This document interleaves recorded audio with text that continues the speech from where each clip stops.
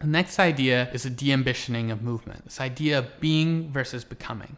To date, this is one of the most important life lessons I've gotten from the movement practice. So in April 2019, I'm in Thailand at movement camp. I'm doing some contact improv tasks with my friend Tanner. By that point, I was already one of the more skilled movers in our group of 40, and Tanner himself is an incredible mover and teacher. So we get to partner together, and I'm immediately like, oh boy, time to do some cool shit.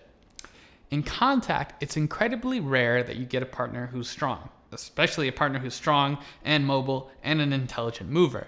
So I get to partner with Tanner, I'm climbing all over him, I did a handstand on his back, all this fun stuff.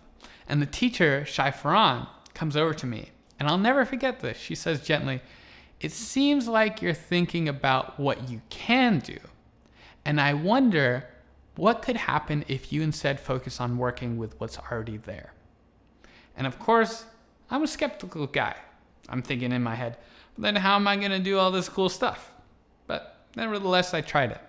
And I cannot describe to you guys how much more beautiful our work was, how much more immersive and engaging. Instead of thinking of something cool and then trying to make it happen, the cool and beautiful things just emerged from what we were doing. Rather than trying to become something, maybe you can allow yourself to simply be. At a functional level, this actually ties back into optimal theory. As you guys remember from this video, optimal theory is all about focus on task goal. Let's remove the word goal for a second.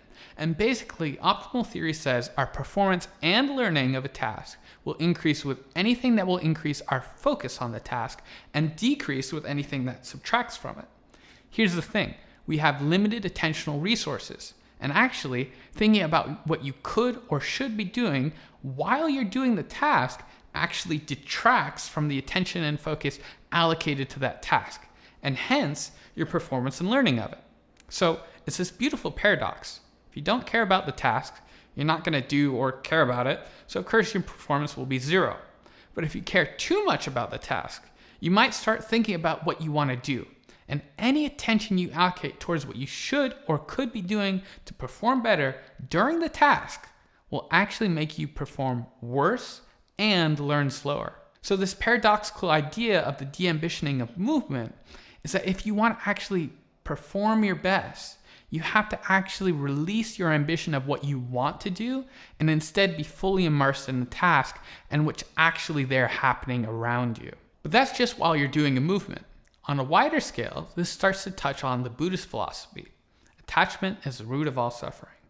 So, if we can cultivate this emptiness, lack of attachment and ambition, maybe we can live happier, better lives. Or maybe you find yourself in a deep depression because nothing matters anyway and we're all going to die. In the myth of Sisyphus, the author Albert Camus finds a balance here that I personally really resonate with. He compares what he calls the absurdity of life to Sisyphus, who is cursed to endlessly push a boulder up the mountain, only to see it roll down and have to start over and over and over again. Why should we develop our skills, our bodies, our movement, our relationships, our lives, when we will ultimately lose everything and die? But Camus concludes that actually the struggle itself is enough to fill a man's heart. Camus posits that when Sisyphus acknowledges the certainty and futility of his fate, it frees him to reach a state of contented acceptance. And so we must imagine Sisyphus happy. Personally, I think you still have to have some level of awareness of the output. Otherwise, maybe you're just a mule blindly dragging whatever carriage you're attached to. But if you start digging a hole with your hands, do you just contentedly accept that it's going to be a hard and slow process? Or do you go find a shovel? Or can you maintain that contented acceptance state while looking for a shovel? Can we find a true detachment from the whole while maintaining awareness that other tools or methods may make our work more effective? I'd love some productive discussion in the comments here.